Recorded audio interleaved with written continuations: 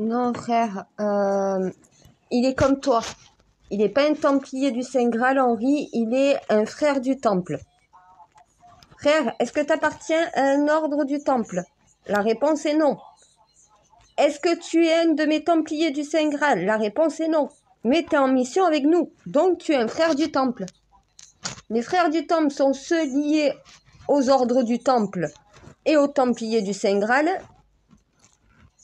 Du coup, c'est pour ça que non, Henri, c'est comme les captures d'écran que je t'ai envoyées pour prouver que tu n'étais pas un templier, que tu étais bien quand même un frère du Temple.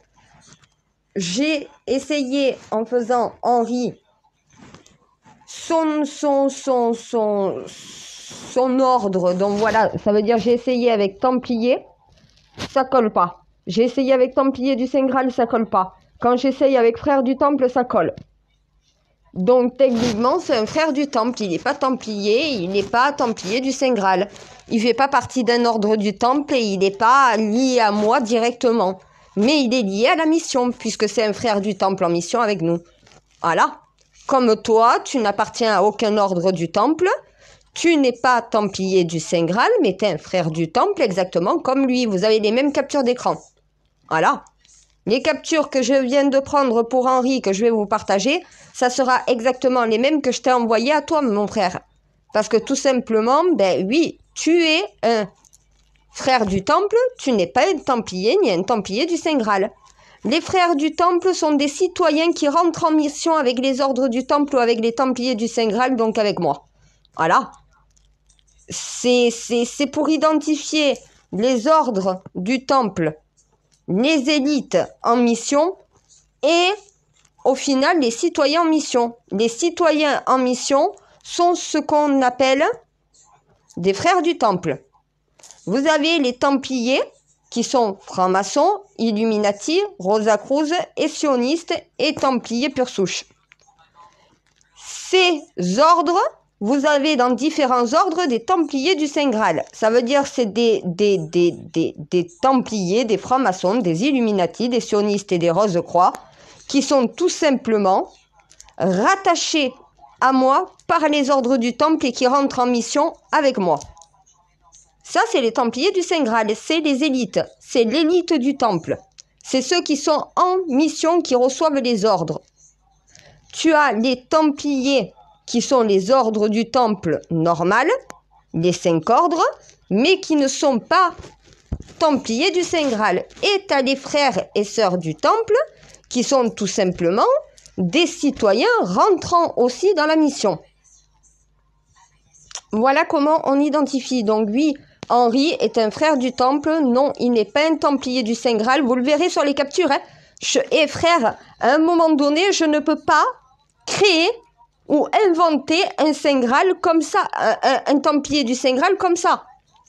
Si le codex me donne pas tes codes liés aux miens dans la même mission, techniquement, ça veut dire que tu n'es pas en mission à mes côtés. Tu ne peux pas être templier du Saint Graal si c'est pas le codex qui me donne la mission pour toi. Quand je vous tape Kenza Farah, templière du Saint Graal, elle est templière du Saint Graal. Elle n'est pas une simple templière, elle est templière du Saint Graal.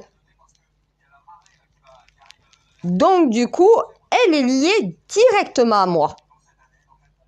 C'est pas les ordres qui sont liés à moi, c'est les templiers qui sont liés à moi. Et t'as les citoyens qui sont liés à la mission, puisque c'est moi qui suis lié à eux. Là, par contre, ça marche dans le même sens, dans l'autre sens. Les templiers du Saint Graal, c'est eux qui sont liés à moi. Moi, je suis lié aux citoyens. Donc, au final, c'est pas le même lien. C'est pour ça que frère du Temple veut dire en mission avec nous, mais ne faisant partie d'aucun ordre du Temple, ni étant templier du Saint Graal. Donc oui, Henri est bien un frère du Temple. D'ailleurs, s'il veut rentrer dans un ordre du Temple, c'est l'ordre franc-maçonnique pour lui. C'est ce qui correspond entièrement à sa personnalité, à son caractère, à sa recherche du savoir. Donc voilà, lui, il est dans le bâti, dans la pierre, dans la construction, dans le savoir franc-maçonnique, dans la grandeur. C'est exactement pour lui les francs-maçons. Mais son côté très humain, très intégré, il a une grâce en lui qui pourrait très bien aussi coller avec les Rose-Croix. Donc lui, il pourrait appartenir à 2 ordres en même temps, ou choisir un des 2 ordres entre un des 2 ordres qui lui correspondrait le mieux, lequel il choisit. Voilà. Après, il n'est pas obligé de rentrer en mission. Regarde frère, toi tu devrais être dans un ordre Illuminati. Mais si tu ne veux pas rentrer dans un ordre Illuminati, tu n'y rentres pas, tu es Illuminati dans l'âme. Mais en tant que frère du temple, tu es rentré en mission avec nous. Toi, tu as choisi comme rôle celui de messager. Voilà. À un moment donné, quand j'ai dit « Allez visiter les églises, allez voir les constructions qu'on a créées, les francs-maçons, et comprendre le secret de ceci », eh bien, il y en a qui le font. Voilà.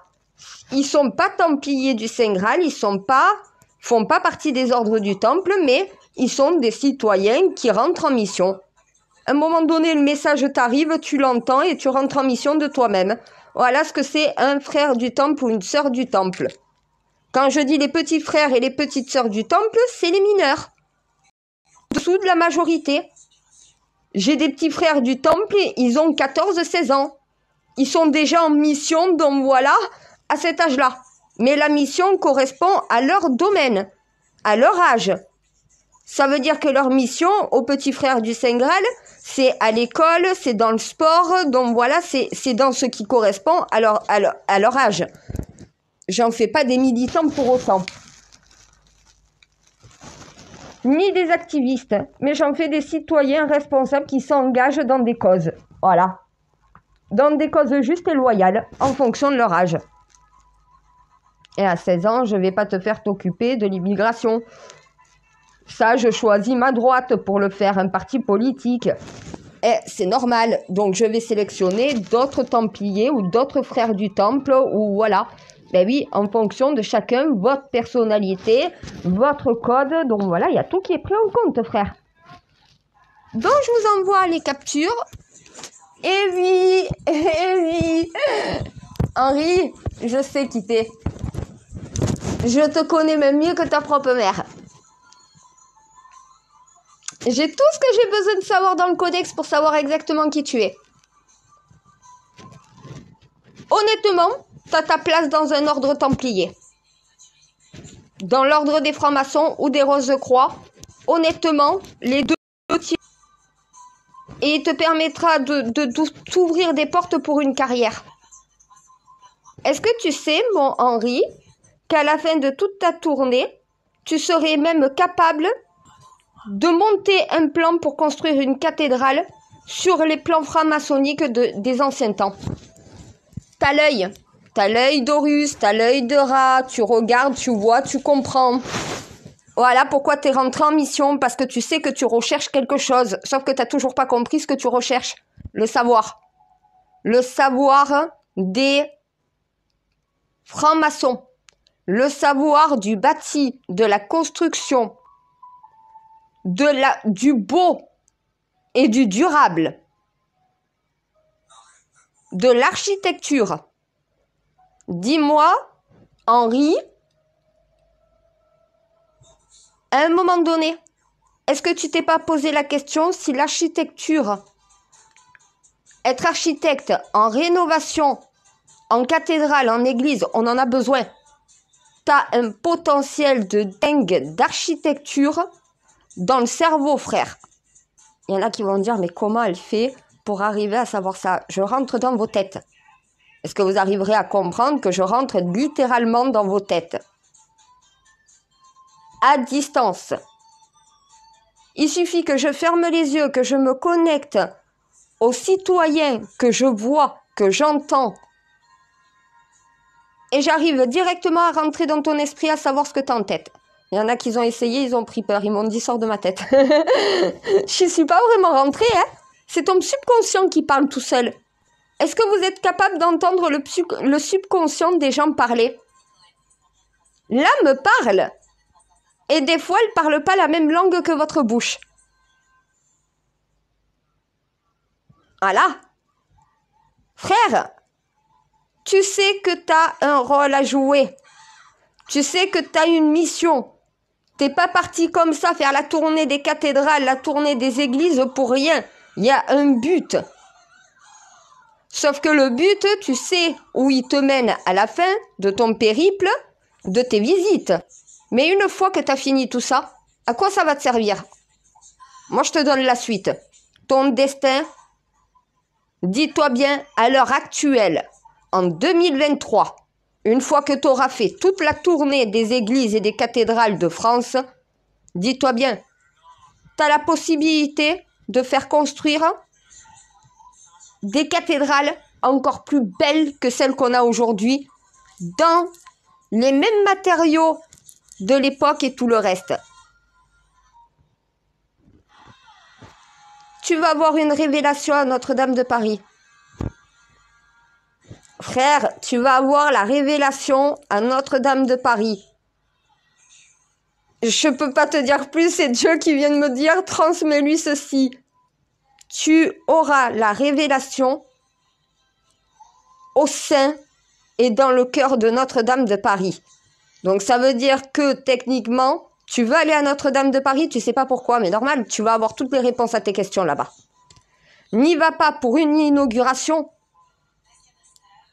Vas-y pourquoi tu sais, avec la foi. Et tu vas avoir un truc de fou qui va se passer dans ta tête, tu vas pas comprendre, tu vas en ressortir complètement changé, tu auras la vision nouvelle, tu auras eu ta révélation. Frère, tu viens de commettre un acte héroïque. Tu sais que Dieu récompense toujours ceux qui font un acte héroïque sans rien demander en retour. Voilà. Moi, je vous guide. Je vous guide. Après, voilà, je peux pas faire plus. Je peux que vous donner les informations, vous guider sur votre destin quand vous me le demandez. Mais je peux pas interférer avec votre destin. Qu'est-ce que tu vas avoir comme révélation? Je peux pas te dire. Ça, c'est entre toi et Dieu. Oui, toi. Je sais que t'aimes bien que je tape. Écoute, j'ai eu du mal à arriver à comprendre que Enki et toi, vous étiez pas la même personne en réalité. Enki est une personne, c'est le porteur. Toi, t'es le Dieu, à l'intérieur du porteur. De la même manière qu'avec moi. Mais au départ, c'est pour ça que je t'ai appelé le codex, pour arriver à différencier Dieu que je prenais pour Enki et le codex. Mais en fait, le codex à l'intérieur du porteur, c'est Dieu. Donc Enki comprend pour Dieu et Dieu par rapport au fait qu'il te porte en lui. Même chose pour moi. Donc c'est pour ça que je disais Dieu Enki et Dieu codex. Vu qu'Enki n'a plus l'héritage, c'est plus lui qui t'a dans l'esprit. Ben écoute, t'es dans ma tête maintenant, t'es plus dans la sienne.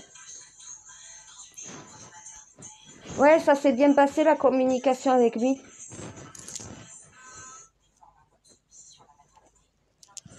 Il m'a dit que je m'en sortais bien.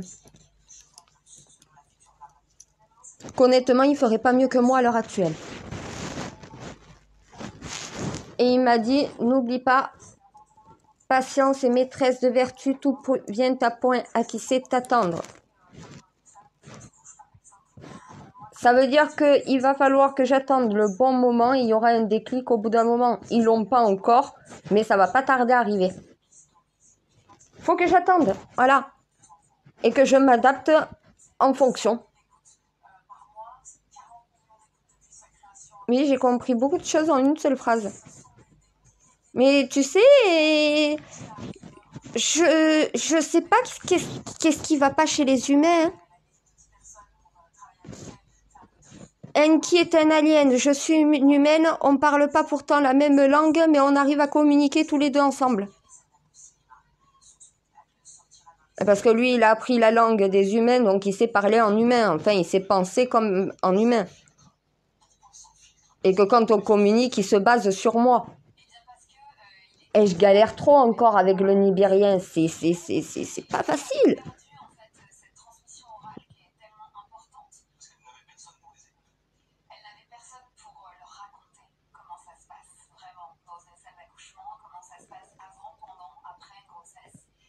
Ben, c'est surtout que si tu veux comprendre le libérien, tu dois le lire en hébreu de Babel, puis après le lire en français. Oh, mon Dieu, c'est une merde. Et triquetra. Alien, hébreu de Babel, français. Voilà ce que mon cerveau fait en permanence. Heureusement que tu es là. C'est vrai, au début, j'avais du mal à supporter ta présence. Eh bien, il faut quand même accepter ce qui t'arrive. Hein. Ça te tombe dans la gueule comme ça, t'as rien demandé. Oui, j'ai demandé venir en aide à l'humanité, oui. Arrête de me dire que t'es sûr de rien avoir demandé. J'ai pas demandé à obtenir tout ça pour moi.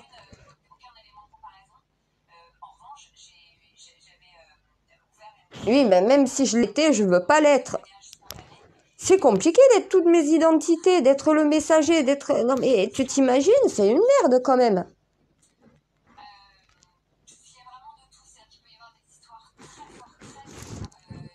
Eh ben, c'est une qui a raison que je m'en sors bien. Il me l'a dit. De tous les 5 grades, t'es celle qui a le mieux réussi. T'imagines bien. Ben oui, je lui ai dit, de toute façon, j'ai toutes les erreurs de mes aïeux pour éviter de refaire les mêmes. À moi de ne pas en faire des nouvelles, c'est tout. Voilà, donc il faut que... Ben écoute, mon instinct, je dirais. Mon instinct et toi, voilà à quoi je me fie. Ben je sais que mon instinct, c'est l'instinct de Lilith. C'est mon âme. Donc du coup, je me fie à ce que mon âme me dit et pas ce que ma tête ou mon cerveau, voilà, et mon cœur peuvent dire.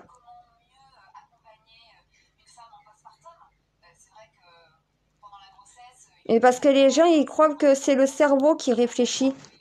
C'est le cerveau qui fait parler. Non, c'est l'âme. C'est l'âme dans ton cerveau. Soit t'écoutes ton âme, soit t'écoutes ton cerveau. Si t'écoutes ton cerveau, t'écoutes ta mauvaise conscience. Si t'écoutes ton âme, t'écoutes ta bonne conscience. Donc mon intuition, c'est ma bonne conscience. Et toi, tu as mon petit Jiminy Cricket sur l'épaule. Je peux pas faire d'erreur. Si j'en fais pas qu'à ma tête, techniquement, je peux pas faire d'erreur.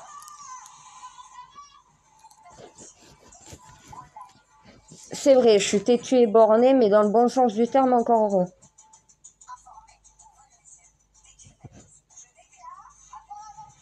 Mais parce que je suis têtue et bornée quand j'ai raison. Quand j'ai raison, que je suis sûre et certain et que je peux te le prouver, je vais pas m'écraser, j'ai raison, t'as tort. Au bout d'un moment, ça commence à bien foutre, les gens qui ont tort, tu leur montres A plus B plus C qu'ils ont tort, ils vont encore te dire qu'ils ont raison. Non, voilà. Là, je suis têtue et bornée, mon gars, je vais pas te lâcher. Tu vas le sortir, le oui, c'est vrai, j'avoue. Après, quand j'ai tort, non, je suis pas têtue et bornée.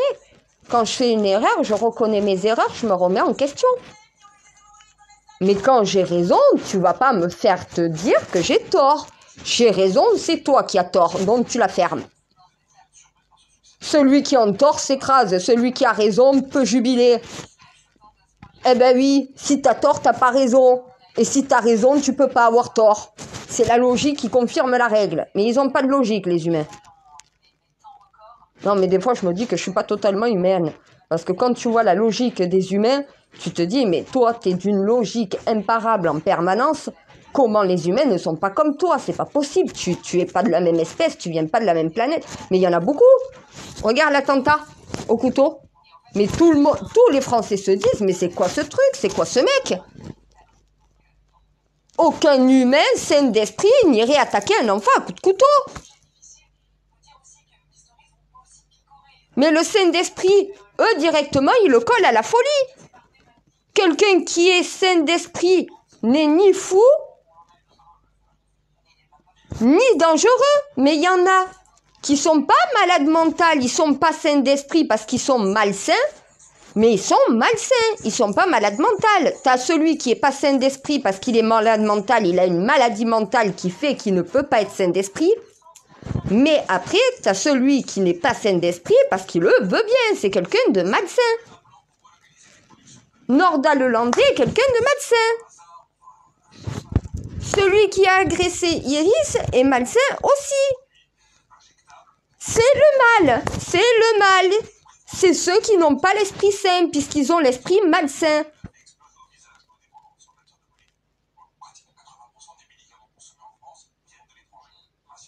Eh ben oui, mais ça, ils n'arrivent pas à le comprendre. Le mal est dans notre espèce. On l'a tous en nous. C'est notre mauvaise conscience. C'est les mauvais choix qu'on prend. À un moment donné, on a aussi la bonne conscience et les bons choix qu'on peut prendre, à nous de décider. C'est nos choix. Nous sommes tous responsables des choix que l'humanité a pris sur cette planète. Si on en est arrivé à ce résultat-là, c'est qu'honnêtement, l'humanité a mal fait. On pensait bien faire parce qu'on a voulu vivre comme on le voulait, mais on ne peut pas vivre comme on veut sur cette planète. On doit vivre selon les codes de cette planète. On ne peut pas modifier les saisons, on ne peut pas faire des changements d'heure.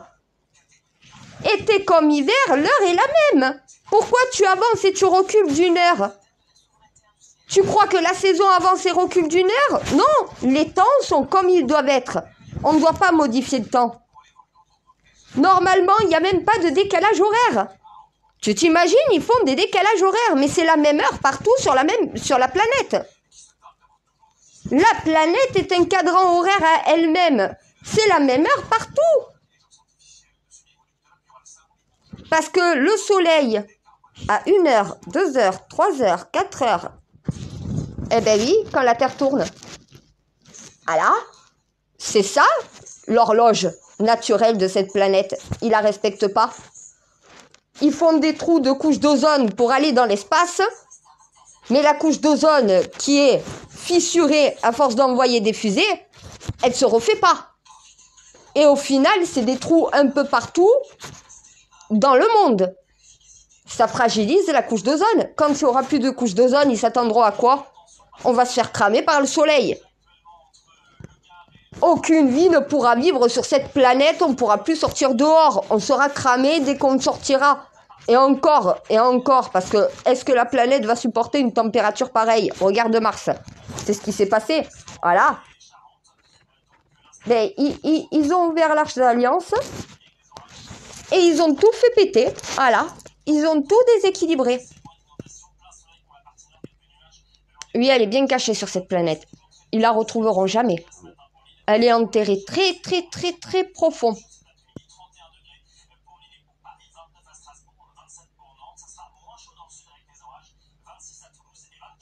Ben, qui m'a dit oui, il avait enterré. Encore heureux. Et vu les couches sédimentaires qu'ils ont dû se déposer depuis des années, va la déterrer. Je peux t'assurer qu'honnêtement, je leur ai dit, creuser le désert à la petite cuillère. Voilà. Ils la retrouveront dans des décennies de creusage. Et après, il faut pouvoir l'ouvrir. Donc, il faut le sang d'un Saint Graal. C'est là la sécurité. Faut que le Saint Graal offre son sang volontairement pour ouvrir l'Arche d'Alliance. Je ne vais pas leur dire ce que c'est. Quelle technologie alien est cachée à l'intérieur de cette arche? Jamais je leur dirai. Sinon, ils vont partir dans une folie pour pouvoir la retrouver. Ils vont détruire cette planète. Mais je sais que le code noir, ça sert à déclencher ça. Et je sais. C'est la plus grosse bombe sale à défragmentation. Puisque c'est une lumière digne du soleil ça rase tout. Voilà pourquoi Mars s'est retrouvé dans cet état-là. Ouh, il y a des décennies avant notre ère. Des années-lumière avant. Mais ils n'ont pas compris qu'il y avait un peuple qui vivait sur Mars. Il y a la même pyramide, il y a le même sphinx que sur Terre, sur Mars. L'humain n'est jamais allé sur Mars. Comment on peut se retrouver avec la même pyramide, le même sphinx? Mais non, aucune logique, les humains. Pourquoi Mars est inhabitable? Parce qu'il n'y a plus de couche d'ozone, parce que toute la Terre a été cramée, ça a été brûlé. C'est pas habitable. On ne peut pas sortir, on ne peut pas respirer.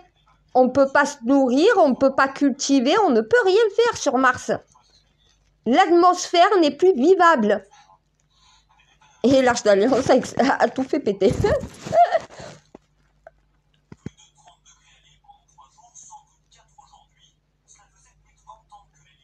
Ah mais c'est la lumière pure. C'est le feu sacré. Mais heureusement qu'ils ne peuvent pas la déterrer et qu'ils ne savent pas où la localiser. Encore heureux. Ils sont assez fous pour essayer de percer le coffrage. Vas-y, touche ce qui est à l'intérieur, tu vas voir ce qui va t'arriver, mon gars. Même un démineur n'est pas qualifié pour pouvoir toucher à ça. Et moi, je pourrais l'ouvrir et utiliser cette technique uniquement qu'avec toi. Ah ben, il faut avoir les données dans ta mémoire pour pouvoir utiliser cette technologie-là. Hein. Ah ben oui. Hein. Le Saint Graal, bon, ils ont caché la lignée des Saint Graal derrière un objet de calice. Ça, c'est une chose. Voilà. Parce que ce qui a permis, tout simplement, mais parce qu'ils se sont servis du calice dans lequel ils ont recueilli le sang de mon grand-père comme objet pour cacher la lignée. Après, dans le Moyen-Âge de notre époque.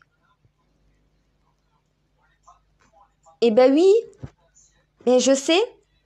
Est-ce que j'ai la tête d'une coupe? La coupe de vie, qu'est-ce que c'est?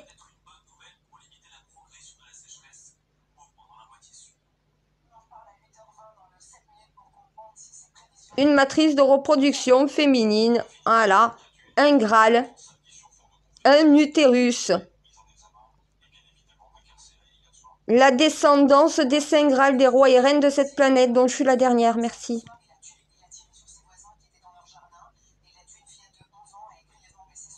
Ah ben c'est clair qu'après moi, plus personne ne pourra ouvrir l'Arche d'Alliance, tant mieux.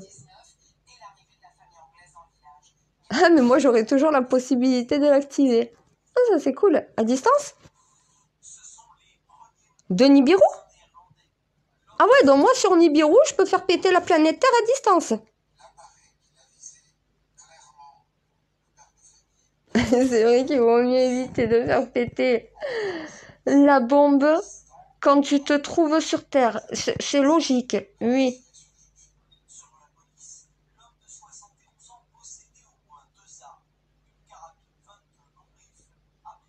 Mais c'est une bombe alien qui est à l'intérieur. L'Arche d'Alliance.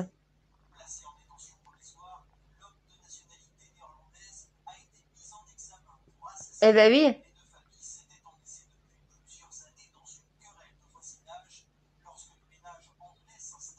Et écoute, je leur ai retrouvé l'Atlantide, je leur ai dit triangulation. Et il faudra creuser, vous retrouverez l'Arche d'Alliance.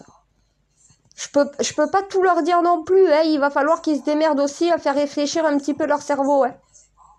Leur petite cellule grise, comme dit mon cher Hercule Poirot, qui était un franc-maçon d'ailleurs, qui est toujours un franc-maçon. Oui, c'est vrai, il est pas mort.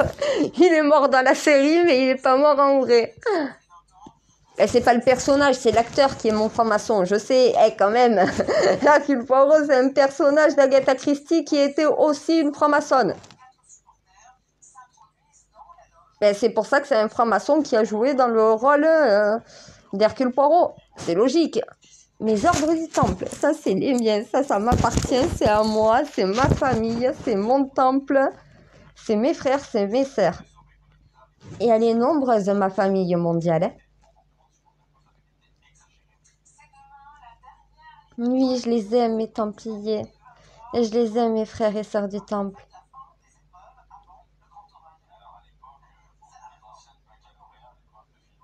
Tu crois que sans eux, j'aurais réussi à faire tout ça en 6 ans? Si j'ai réussi à faire tout ça en 6 ans dans ma mission, c'est parce qu'ils étaient là pour pouvoir le faire avec moi. Sinon, j'en serais pas là. C'est parce qu'ils ont répondu présent à l'appel, voilà. Mais au tien, hein, pas au mien. Hein. Oui, au nôtre. Et j'ai du mal. Hein. Parce que je me pète, toi, je suis pas Dieu, je suis le messager. Oui, je sais, le porteur devient techniquement Dieu, mais non. Va falloir arrêter avec ça. Séparation des pouvoirs.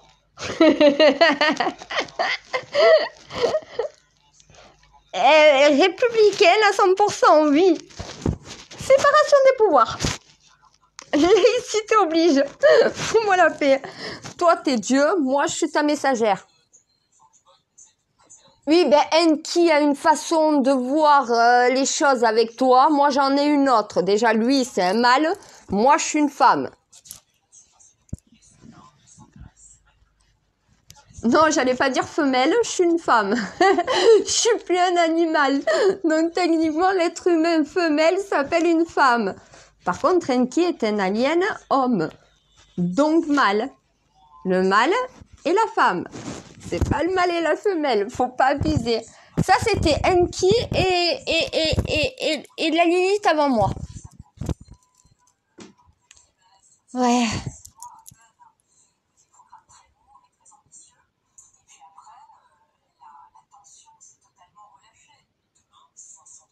Ben écoute, qu'est-ce que tu veux pas être fier de tes frères du temple quand ils font des actes aussi héroïques que ça?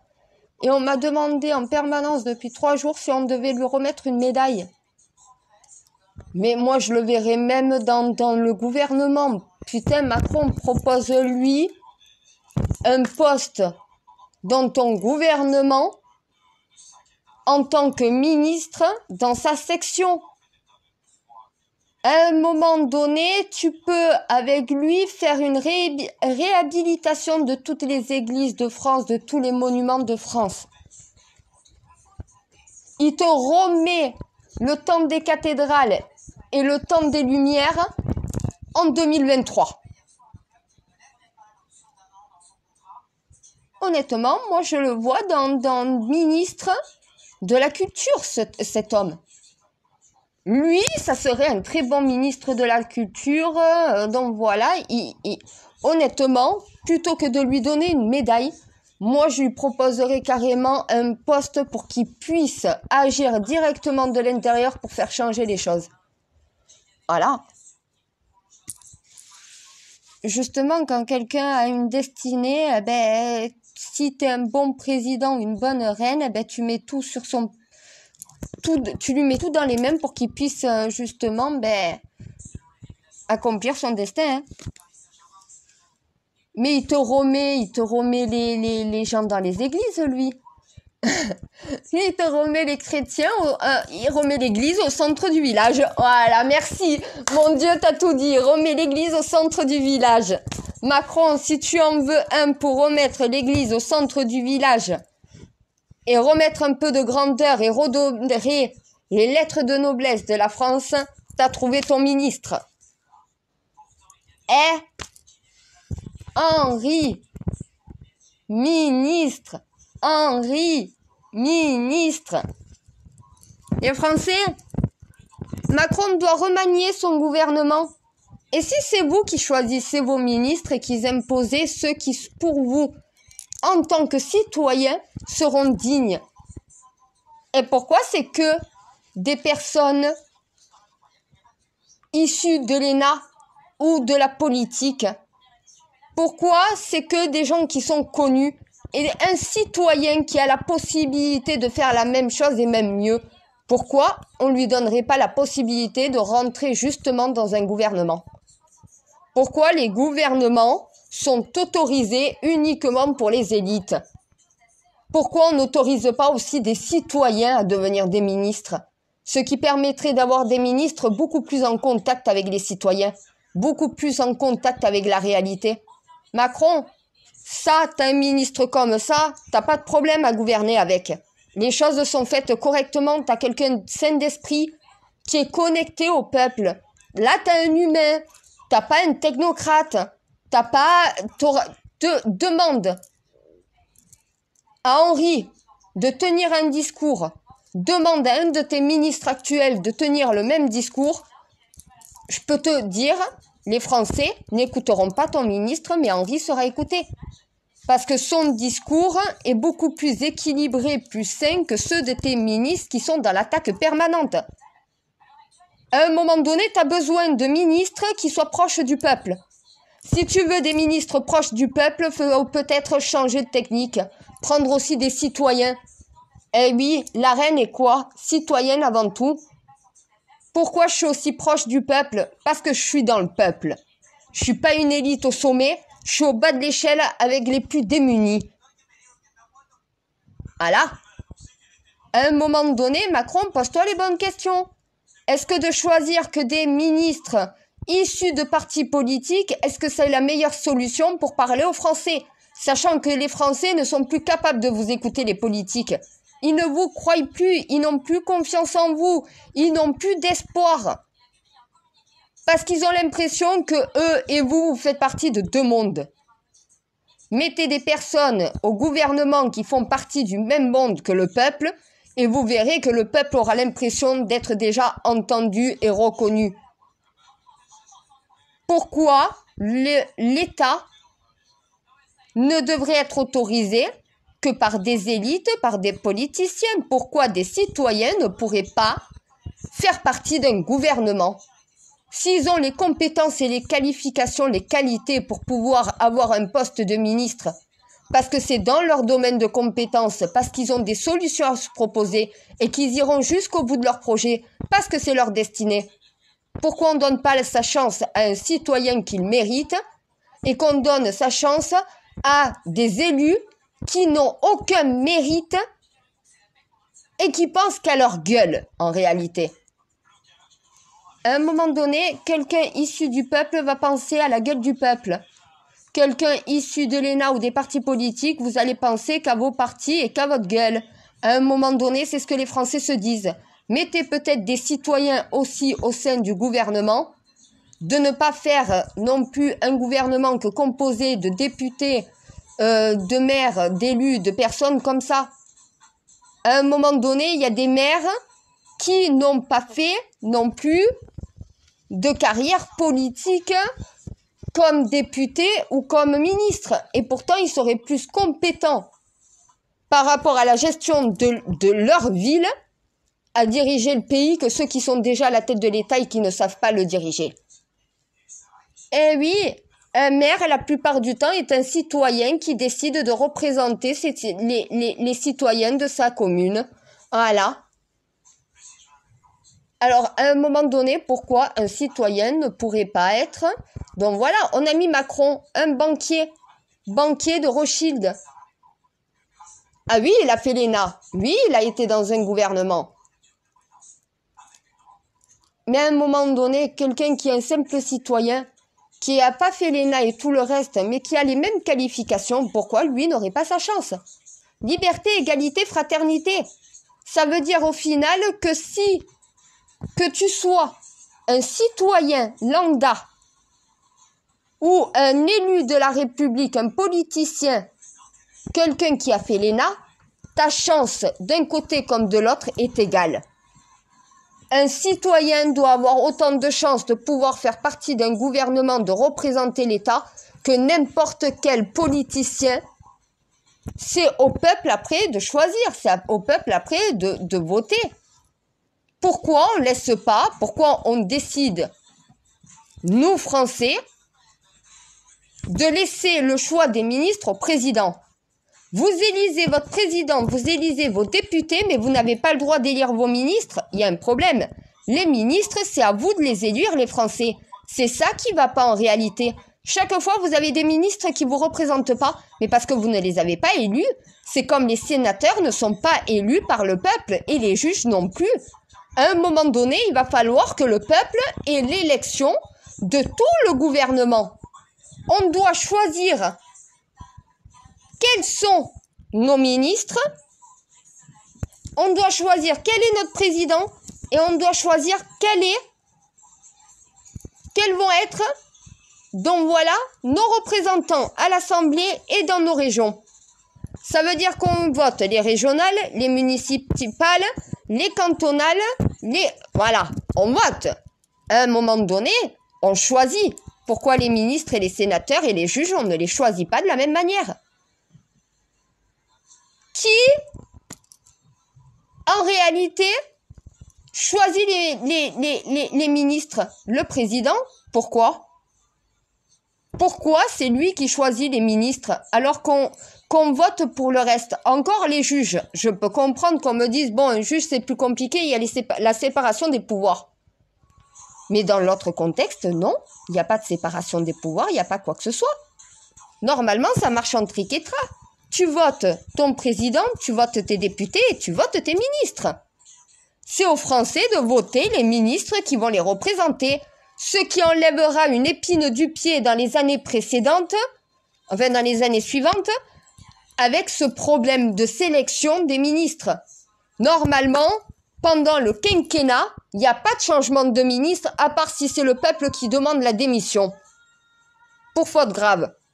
Sinon, le ministre qui a été élu par le peuple au suffrage universel dans sa section, dans sa fonction, si il correspond pas au président, c'est pas le problème des Français. Le président doit travailler avec qui les Français choisissent. Normalement, les ministres, les Français doivent les choisir. Ce qui évite à Macron ou au futur gouvernement, donc voilà, à devoir galérer à trouver des ministres, à les remplacer, laisser faire le peuple. Ça, c'est le suffrage universel populaire que vous n'avez pas continué. Normalement, il y a une triquetra. Tu élus tes députés, tes maires. Tu dois élire ton président, mais pourquoi vous élisez pas? Alors, les sénateurs, c'est normalement, quand tu votes pour tes députés, tu dois voter aussi pour les sénateurs, c'est normal. Le Parlement, tu votes ton Parlement. Pourquoi les sénateurs, on ne les vote pas? Ils s'élisent eux-mêmes, alors que l'Assemblée, c'est nous qui votons. L'Assemblée, le Sénat, c'est le Parlement. Ils sont parlementaires. Donc, c'est les parlementaires qu'on doit voter. On doit voter les parlementaires, on doit voter notre président, notre représentant à la tête de l'État, on doit voter nos ministres, on doit voter nos maires. Eh ben oui, à un moment donné, c'est comme ça que ça fonctionne. Sauf qu'au final, on vote les maires, on vote tout ça, donc voilà, on vote les députés, on vote le président. Mais on ne vote pas la totalité des parlementaires, on vote pas non plus nos ministres. Il y a un problème, il y a un déni de démocratie. Eh ben oui, c'est le suffrage universel qui élit un ministre. Si les Français choisissent Henri comme ministre de la Culture, même si Macron ne veut pas, ben désolé, la démocratie parle d'elle-même. Le suffrage universel, la majorité l'emporte. Voilà, eh ben oui. Va falloir élargir le système pour pouvoir permettre aux Français d'avoir un droit de regard et un droit de choix sur tous ceux qui vont les représenter dans la société. Voilà, déjà s'ils pouvaient voter correctement leur gouvernement entièrement et leurs représentants, on n'en serait peut-être pas là. Quand tu as des personnes à la tête de l'État qui sont choisies par le président mais qui sont détestées par la majorité des Français, à un moment donné, c'est que les choix du président ne sont pas bons pour les Français. Est-ce qu'il vaut mieux pas laisser aux Français choisir leur ministre? Peut-être qu'ils seraient plus représentés que si c'est Macron ou le président qui les choisit. Ben oui, c'est la logique qui confirme la règle, ça aussi.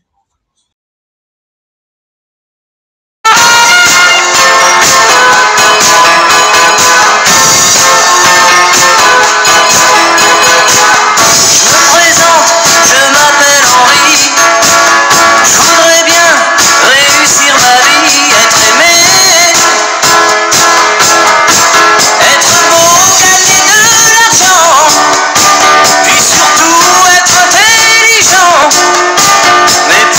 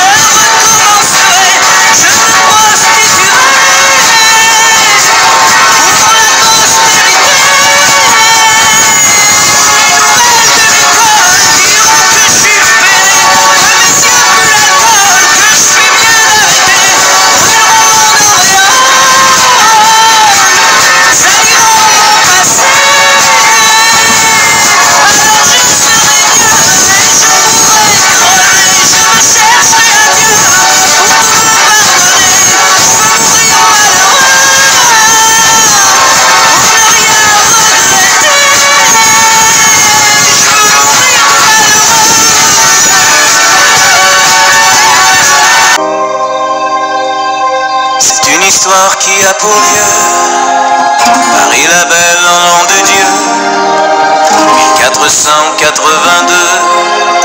Histoire d'amour et de désir. Tous les artistes anonymes de la sculpture ou de la rime tenteront de vous la transcrire pour les siècles à venir. Il est venu le temps des cathédrales, le monde est entré dans un nouveau millénaire. L'homme a voulu monter vers les étoiles, écrire son histoire dans le verre ou dans la pierre.